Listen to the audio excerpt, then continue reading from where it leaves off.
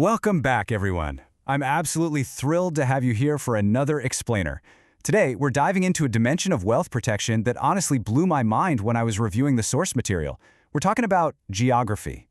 We spend so much time obsessing over picking the right companies or balancing out stocks and bonds, but today we're tackling the final, ultimate frontier of true diversification. So I want you to ask yourself a pretty serious question. Is your money trapped at home? It's a really dangerous illusion to think that just because you own a big basket of local stocks, your money is completely safe. I mean, if all your investments are sitting inside the borders of a single country, you are actually taking on a massive amount of invisible risk. Here's our roadmap for today's explainer. We'll start with the home bias trap, then move to risks beyond your borders, the three-country minimum, developed versus emerging markets, the currency risk factor, and finally, the resilient global portfolio. Let's get right into it. Section 1. The home bias trap. Let's confront a huge psychological wall we'd pretty much all build without even realizing it. We call it home bias. Basically, this is the tendency for investors to over-allocate capital to their domestic stock market simply because, well, it feels familiar. It's totally human nature. It's kind of like genuinely believing your local sports team is the only one in the entire world that actually knows how to play the game. You see the brands every single day, you read the local news, so obviously you feel safer putting your money there. But as you'll see, familiar definitely does not equal safe. We absolutely have to fight this bias. Why? Well, because sticking only to what you know leaves you dangerously exposed. It creates this massive false sense of security and completely blinds you to global shifts. The reality, drawn straight from our source material, is that the absolute best investment opportunities are very often found in unfamiliar markets. If you refuse to cross your own borders, you're just leaving tremendous growth on the table. Moving on to Section 2, risks beyond your borders. Let's take a hard look at the harsh reality of localized threats. I really want to highlight this powerful quote directly from the source material. No single country dominates the world economy forever. Just let that sink in for a second. Betting your entire financial future, your retirement, literally your family's wealth on the continued, uninterrupted dominance of just one single nation, well, historically, that's a losing game. Things change, empires shift, economies evolve. We're talking about a triad of localized threats here that can wipe out a domestically trapped portfolio. That's political risk, currency risk, and economic cycles. And these vary dramatically by country. Think about it. A sudden political crisis, a big change in regulations, or a severe local recession can absolutely devastate a single country portfolio. You've got to insulate yourself from these localized shocks. That brings us to Section 3, the three-country minimum. So, how exactly do we build that insulation? 3. Right there.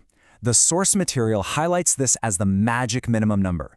You absolutely must have a minimum of 3 different countries represented in your portfolio to establish a baseline of geographic safety. If you only have 1, you are highly vulnerable.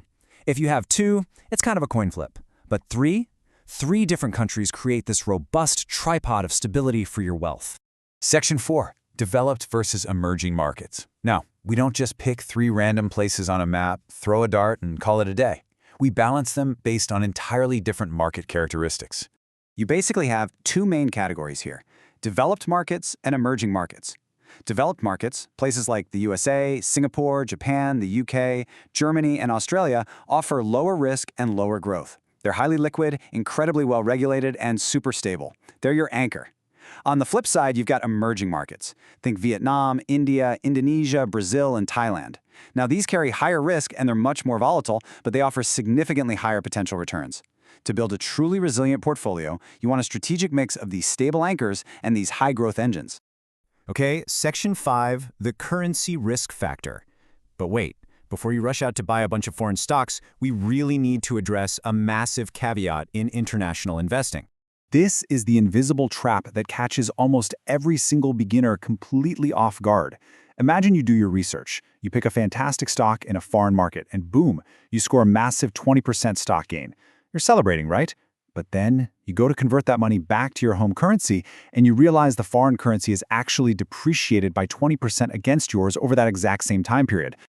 So the crucial point is this. A 20% stock gain wiped out by a 20% currency depreciation equals exactly 0% real return.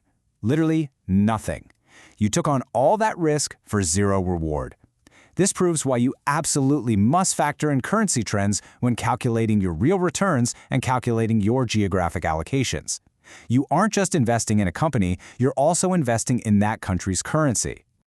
Finally, Section 6, the resilient global portfolio. Let's see how this all builds into the ultimate wealth protection strategy. This is where the whole puzzle comes together. True resilience requires multiple layers of protection, all working together in perfect harmony. Step 1 is diversifying across asset classes. Your stocks, your bonds, maybe real estate. Step 2 is diversifying across sectors, so you aren't just holding, say, all tech stocks or all bank stocks. And Step 3, the piece we really mastered today, is diversifying across countries. When you have these 3 layers locked in, you have built an absolute fortress. I really want to deliver this empowering reality check. A well-diversified global portfolio across asset classes, sectors, and countries is resilient enough to survive almost any single event. When you diversify geographically, your portfolio becomes virtually immune to isolated disasters. No single market crash, no localized political crisis, and no individual sector implosion can take down your entire wealth. You are finally truly protected. So I want to leave you with this final provocative thought. Is your wealth truly resilient enough to survive your home country's next crisis? If the answer is no, or honestly, even if you just aren't sure, it is time to immediately review your portfolio allocations. It's time to shatter that home bias for good, cross those borders, and build your own global shield. Thank you so much for joining me for this explainer. Keep learning, keep diversifying, and I will see you next time.